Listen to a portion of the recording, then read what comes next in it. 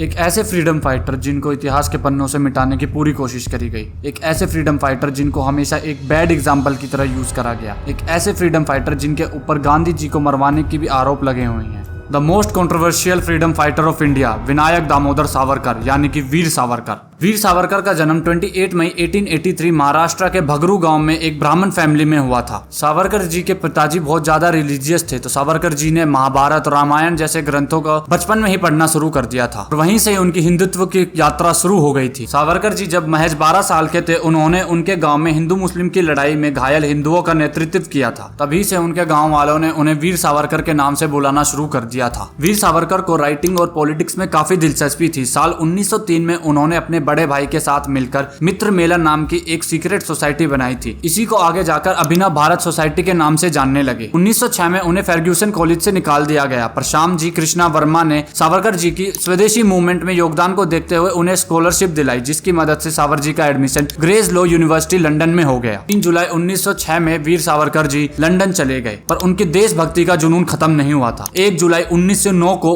Imperial institute London की सीढ़ियों पर मदन लाल ढींगरे ने secretary of India state adviser Curzon Wyllie को शूट कर दिया और इस गोली की आवाज लंदन से इंडिया तक पहुंच गई थी। वैसे तो सावरकर जी ढींगरे के साथ नहीं थे, पर जिस पिस्टल से ढींगरे ने शूट करा था वो पिस्टल सावरकर जी ने ही सप्लाई करी थी। इसके बाद सावरकर जी अंडरग्राउंड हो गए थे और वहीं दूसरी तरफ अंग्रेजों ने इंडिया में डिवाइड एंड रूल को इम्प्लीमेंट करना शुरू कर दिया था। 1909 में अंग्रेजों ने मोरली मिंटो रिफॉर्म्स इनेक्ट किए। इन रिफॉर्म्स के तहत एक प्रोविजन इंडिया रिलीजन के बेसिस पर सेपरेट इलेक्टोरल प्रोवाइड करना भी था, यानी कि प्रोविंशियल काउंसिल में मुस्लिम मेंबर्स को सिर्फ मुस्लिम वोटर्स ही इलेक्ट कर सकते थे। इस पॉलिसी के अगेंस्ट वैसे तो हर नेशनलिस्ट लीडर थे, पर ब्रिटिशर्स के खिलाफ आर्म्ड रेवोल्यूशन स्टार्ट करा सावरकर जी के बड़े भाई गणेश सावरकर ने और अभिनव भारत सोसाइटी ने, जिसके बाद गणेश सावरकर पर सेडिशन के चार्ज लगाते हुए डिस्ट्रिक्ट मजिस्ट्रेट एटीएम जैक्सन उन्हें 8 जून 1909 को काले पानी भेज दिया जाता है। गणेश सावरकर जेल में थे और वीर सावरकर लंदन में। इसी के बीच अभिनव भारत सोसाइटी के एक मेंबर अनंत लक्ष्मण कनेरे ने 21 दिसंबर 1909 को एटीएम जैक्सन की हत्या कर दी। जब अनंत कनेरे के दोस्तों से पूछताछ करी गई तो उनके पास से कुछ लेटर्स मिले जो कि सावरकर जी ने भेजे थे और इन्वेस्टिगेशन से पता चला कि जिस पिस्टल से एटीएम जैक्सन को मारा गया था वो पिस्टल सावरकर जी ने लंदन से इंडिया सप्लाई करी थी। इसके बाद ब्रिटिशर्स ने सावरकर जी के खिलाफ वारंट जारी कर दिया। वारंट जारी होने के बाद भी ब्रिटिशर्स को 1 साल से ज्यादा लगा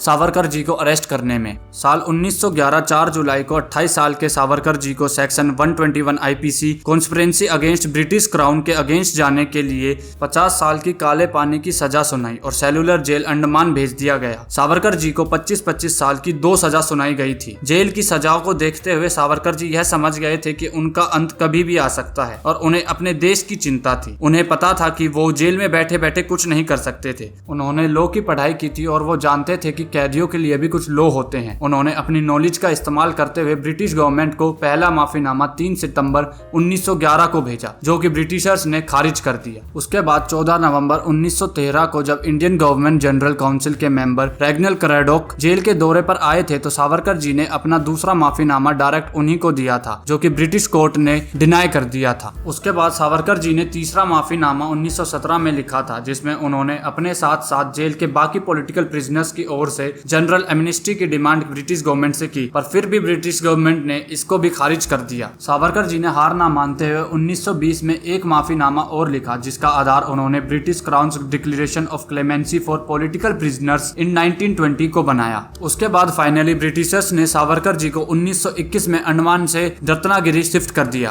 पर कुछ शर्तों पर। ब्रिटिशर्स ने सावरकर जी से एक डिक्लेरेशन साइन करवाया, जिसमें लिखा था सावरकर जी अपने कन्विक्शन ब्रिटिश कोर्ट के वर्डिक्ट और इंडिया में ब्रिटिश रूल को अच्छा मानते हैं, और यही डिक्लेरेशन बना सावरकर जी और उनके बड़े भाई गणेश सावरकर जी का आजादी और बदनामी दोनों का कारण। पर सावरकर जी अकेले इंसान नहीं थे जिन्होंने ब्रिटिश गवर्नमेंट को माफीनामा लिखा था। राम प्रसाद बिस्मिल, बरिंद्रा घोष, नानंद गोपाल और नेहरू जी सिर्फ 12 दिन नाभा जेल में रहे थे और उन्होंने भी काफी माफीनामे लिखे थे। वैसे तो जिसे आज हम माफीनामा कह रहे हैं वो एक सावरकर जी का लीगल राइट था जो उन्होंने लिया। सावरकर जी के ऊपर दूसरी बड़ी कंट्रोवर्सी है हिंदुत्व को लेकर उनकी सोच। सावरकर जी भी हिंदू थे, पर हिंदू समाज की कुछ चीजों से उनको बड़ी नफरत थी, जैसे कि कास्ट डिस्क्रिमिनेशन। सावरकर जी का मानना था कि भारत पर 7 कड़ियां लगी हुई हैं जिन्हें तोड़ना बहुत ही जरूरी है। और वो हथकड़ियां थी स्पर्श बंदी मतलब छुआछूत की बंदी, रोटी बंदी मतलब एक साथ खाना खाने की बंदी, बेटी बंदी मतलब अलग अलग कास्ट में शादी ना करने की बंदी, व्यवसाय बंदी मतलब कुछ कास्ट को अलग अलग व्यवसाय करने पर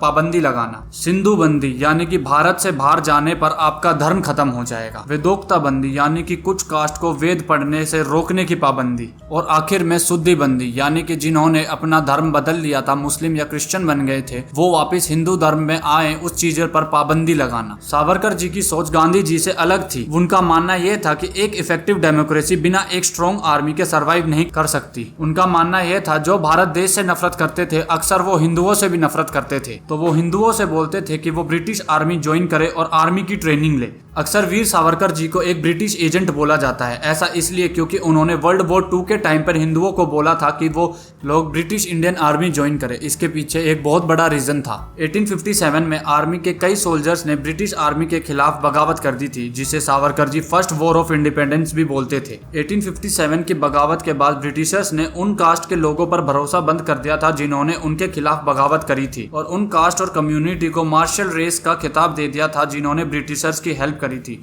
मार्शल रेस थ्योरी का मतलब था कि कुछ ऐसी कम्युनिटी और कास्ट हैं जो कि जेनेटिकली वॉरियर्स हैं और बाकी हिंदुस्तानियों में यह खूबी नहीं है, और इसी पॉलिसी की वजह से आर्मी में मुस्लिम्स की पॉपुलेशन बढ़ गई थी और हिंदुओं की कम हो गई थी। इसी को देखते हुए सावरकर जी ने हिंदुओं को आर्मी ज्वाइन करने के लिए बोला था, क्योंकि उन्हें पता था आजादी के बाद मैक्सिमम मुस्लिम्स पाकिस्तान चले जाएंगे और वो फिर हिंदुस्तान पर हमला करेंगे, और हिंदुओं के पास कम ट्रेनिंग होने की वजह से उनको हार का सामना करना पड़ेगा। सावरकर जी ने एक किताब भी लिखी थी जिसका नाम था हिंदुत्व, और उस किताब में उन्होंने साफ साफ लिखा है कि हर एक वो शख्स हिंदू है जिसने हिंदुस्तान की धरती पर जन्म लिया है।